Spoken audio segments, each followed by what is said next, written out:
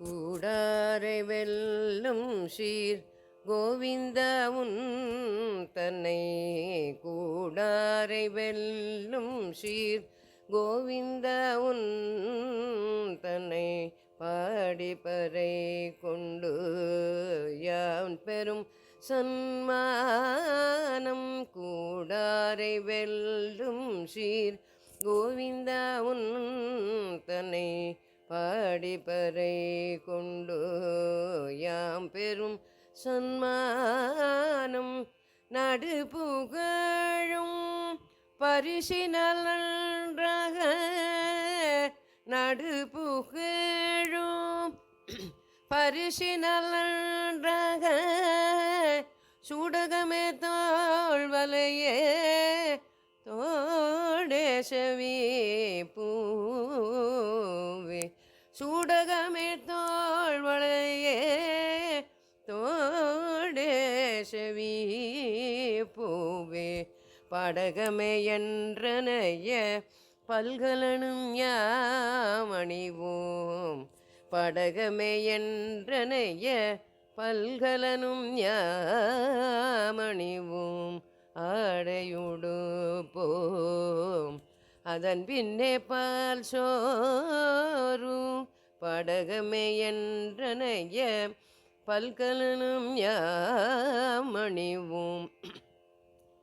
ஆடையுடு போம் அதன் பின்னே பால் சோறும் முடனை பெய்து முழங்கை வழி வர முடனை பெய்து முழங்கை வழி வர கூடியிருந்து குளிர்ந்தேலோரம் பாவாய் கூடியிருந்து குளிர்ந்தேலோரம் பாவாய்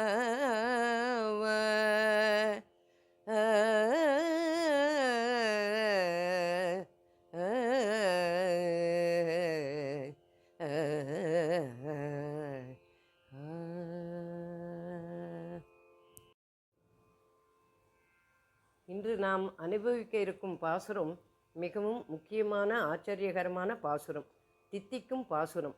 கூடாரை வெல்லும் சீர் கோவிந்தா உந்தன்னை பாடி பறை கொண்டு என்ற பாசுரம்.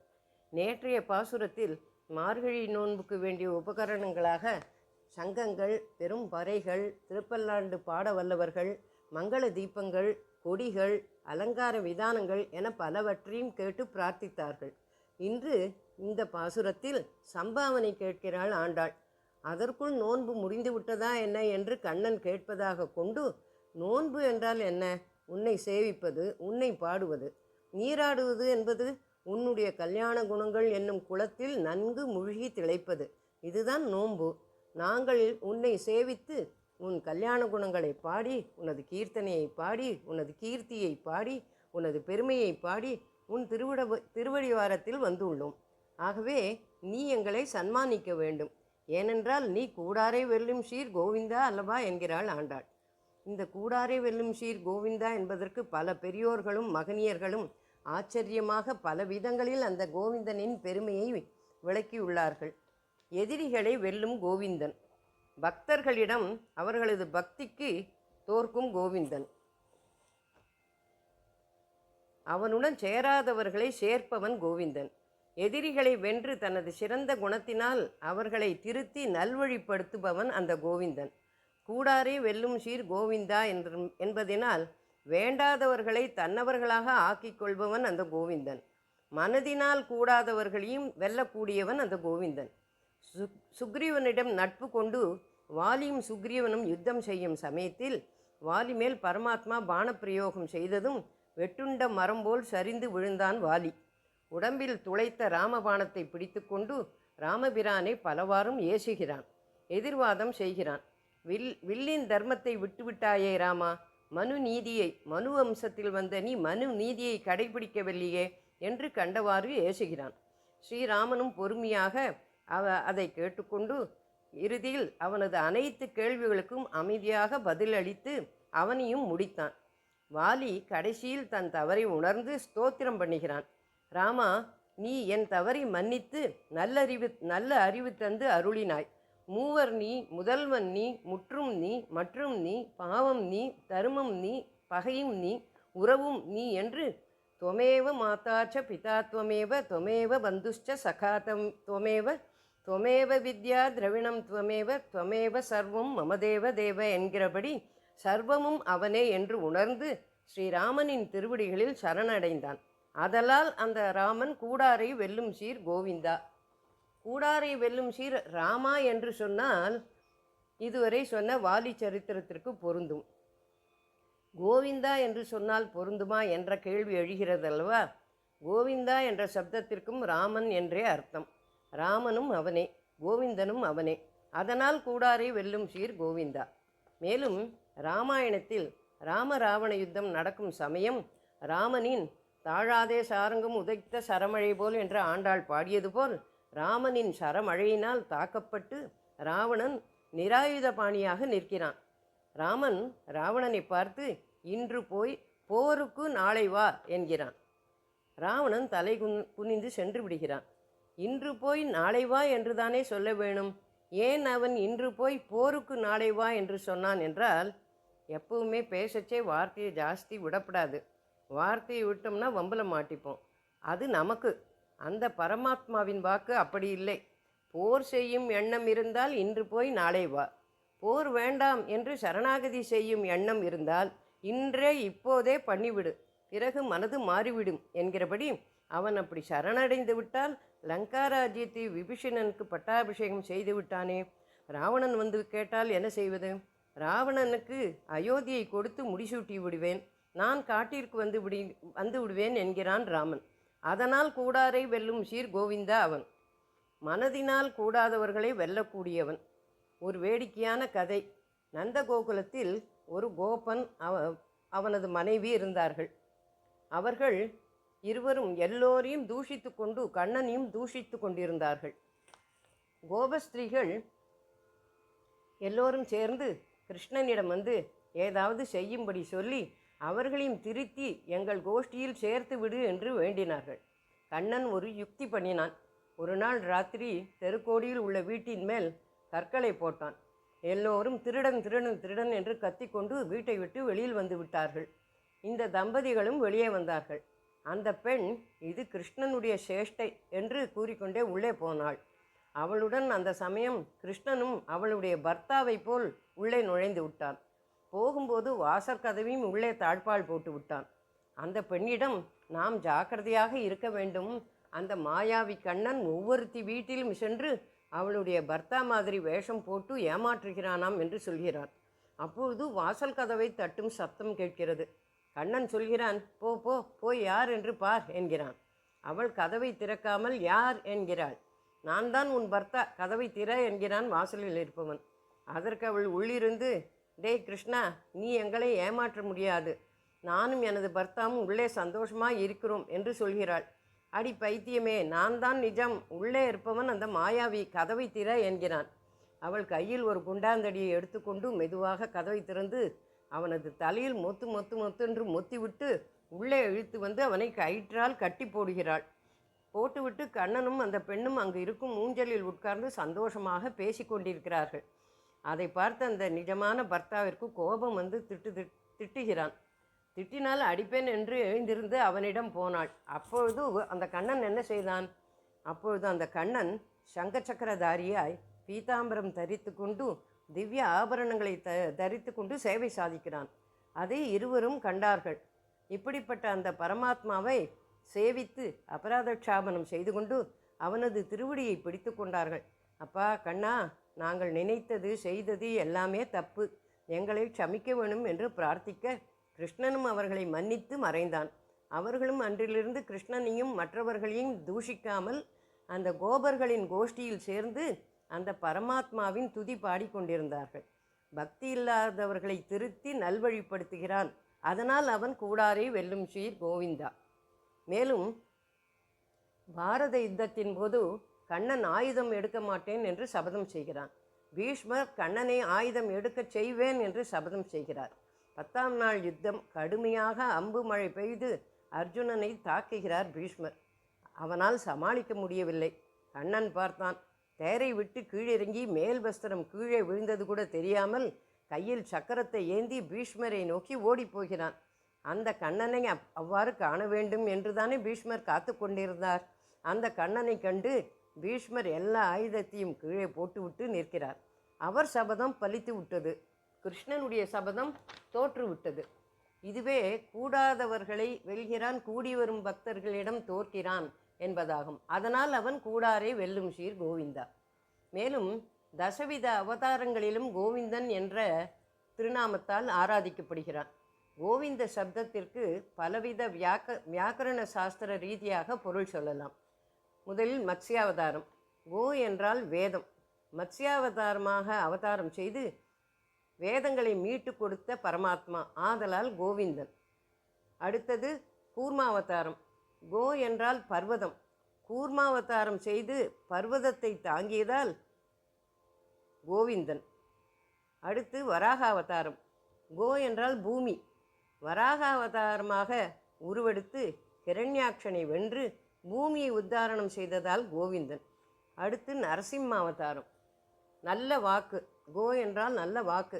நரசிம்ம அவதாரத்தில் சகல தேவதைகளாலும் துதிக்கப்பட்டதால் கோவிந்தன். அடுத்து வாமன அவதாரம். கோ என்றால் பூமி. வாமனனாக அவதரித்து திருவிக்கிரமனாக வளர்ந்து பூமியை அளந்ததால் கோவிந்தன். அடுத்தது பரசுராம அவதாரம். கோ என்றால் பூமி. பரசுராமனாக அவதரித்து பூமி முழுவதும் சஞ்சாரம் செய்து சத்திரியர்களை அழித்ததால் கோவிந்தன். அடுத்தது ராம அவதாரம். கோ என்றால் ஆயுதம். அனவிரதமும் கோதண்டம் என்னும் ஆயுதத்தை வில்லை ஏந்தி தன்னை சரணம் அடைந்தவர்களை காப்பாற்றி அரக்கர்களை வதைத்த ராமனும் கோவிந்தன். அடுத்து பலராம அவதாரம். கோ என்றால் பூமி. சமுத்திர ஜலத்தை சரித்து பூமியை கலப்பையால் இழுத்த பலராமனும் கோவிந்தன். அடுத்து கிருஷ்ணாவதாரம். கோ என்றால் பசு, பர்வதம். பசுக்களை மேய்த்து பசுக்களை ரட்சித்து கோவர்தன பர்வதத்தை தூக்கி கோப கோபியர்களை ரட்சித்த கண்ணனும் கோவிந்தன். கடைசியாக கல்கி அவதாரம். கோ என்றால் பூமி. இந்த கலியுகத்தில் இந்த பூமியில் அதர்மத்தை அழித்து தர்மத்தை நிலைநாட்டும் அவதாரத்தை எடுக்கும் கல்கியும் கோவிந்தன். மற்றும் கூடாரை என்பதை சாத்வீகமாக பார்த்தால் ஒரு விசேஷ அர்த்தம் உண்டு. பகவானின் உயர்த்தியை பார்த்து நம்முடைய சிறுமையை பார்த்து நாம் அவனோடு கூட தகுமோ, அவனுடைய அனுகிரகத்திற்கு பாத்திரர்கள் ஆக முடியுமோ என்று பயந்து அவனோடு கூடாமல் இருப்பவர்களையும் அந்த பரமாத்மா தன் வசம் இழுப்பான். இழுத்து அவர்களுக்கும் விசேஷ அனுகிரகம் செய்வான். எனவே அவன் கூடாரை வெல்லும் சீர் கோவிந்தா. இவ்வாறு அந்த பரந்தாமனை கூடாரை வெல்லும் சீர் கோவிந்தா என்று அழைத்து உந்தன்னை பாடி பறைகொண்டு யான் பெறும் சன்மானம் என்று உன்னையே பாடிக்கொண்டு துதித்து கொண்டிருக்கிற எங்களுக்கு நல்ல சம்பாவனை வேண்டும், சன்மானம் வேண்டும், பரிசு வேண்டும் என்கிறாள் ஆண்டாள். அதுவும் எது மாதிரி பரிசு?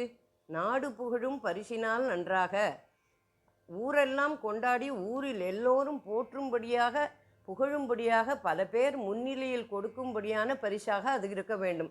அதை அனைவரும் ஆமோதிக்கவும் வேணும் என்கிறாள் ஆண்டாள். அப்படிப்பட்ட பரிசை பெற்றவர்கள் யாராவது இருக்கிறார்களா என்றால் அது ஆஞ்சநேயன்தான். எத்திர எத்திர ரகுநாத கீர்த்தனம் தத்திர தத்திர கிருதமஸ்தகாஞ்சலியும் பாஷ்பவாரி பரிபூர்ணலோச்சனம் மாருதியும் நமதராட்சசாந்தகம் என்று சொல்லும்படியான அந்த ஆஞ்சநேயன்தான். அவனுக்கு கிடைத்தது போன்ற பரிசு யாருக்கு கிடைக்கும்? ராமபிரானுடைய பட்டாபிஷேகம் நடக்கிறது கோலாகலமாக. அதுபோது சீதா பிராட்டி தன் கழுத்தில் இருந்த முத்துமாலியை கையிலே எடுத்துக்கொண்டு யாருக்கு இதை கொடுக்கலாம் என்று யோஜனை செய்து கொண்டு ராமபிரானை பார்க்கிறாள். அவளின் உள்ளத்தை புரிந்து கொண்ட ஸ்ரீராமன் எவனிடம் தேஜஸும் தைரியமும் புகழும் திறமையும் வல்லமையும் நல்ல அறிவும் அடக்கமும் நீதியும் ஆண்மையும் பராக்கிரமும் என்றும் விளங்குகிறதோ அவனுக்கு இந்த மாலையை கொடு என்கிறான் ராமபிரான். உடனே சீத்தை வாயுபுத்திரனான ஆஞ்சநேயனுக்கு அந்த மாலையை பரிசாக கொடுத்தாள். பரமாத்மாவின் திருவுள்ளமும் அதே. வந்திருந்தவர்கள் அனைவரும் ஆமோதித்தார்கள். ஆஞ்சநேயன் ஒருவனே அத்தகைய பரிசை பெற தகுதி பெற்றவன் என்று எல்லோரும் ஆமோதித்தார்கள். இதுவே நாடு புகழும் பரிசு என்பது. இந்த பரிசை நீயும் நப்பின்னை பிராட்டியுமாக சேர்ந்து எங்களுக்கு கொடுக்க வேண்டும். இந்த பரிசை எங்களுக்கு நீங்கள் பூட்டிவிட வேண்டும், எங்களுக்கு நன்றாக அணிவித்து விட வேண்டும் என்று அந்த பரிசை அடுக்குகிறார்கள்.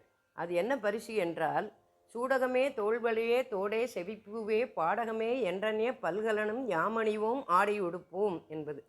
சூடகம் என்னும் கையில் அணியும் ஆபரணம், தோள்வழியே என்பது தோளுக்கு அணியும் பாகுவலயம் என்னும் ஆபரணம், தோடே என்பது காதில் அணியும் தோடு, செவிப்பூவே என்பது காதில் அணியும் மாட்டல் அல்லது காதில் அணியும் சிறு பூ போன்ற ஒரு ஆபரணம், பாடகமே காலில் அணியும் பாடகம் என்று பலவித ஆபரணங்களையும் அணிவோம்.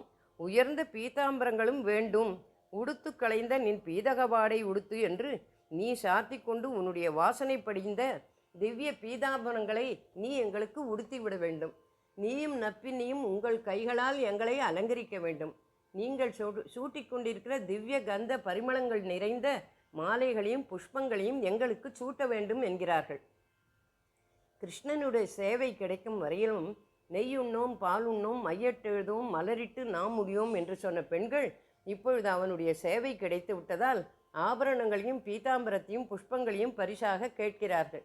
இவை அனைத்தும் கிடைத்தவுடன் அடுத்து என்ன? அதன் பின்னே பால் சோறு மூட நெய் பெய்து முழங்கை வழிவார கூடியிருந்து குளிர்ந்து என்கிறாள். அந்த பால் சோறு எப்படி இருக்க வேண்டும்? பாலிலேயே சோறாக்க வேண்டும்.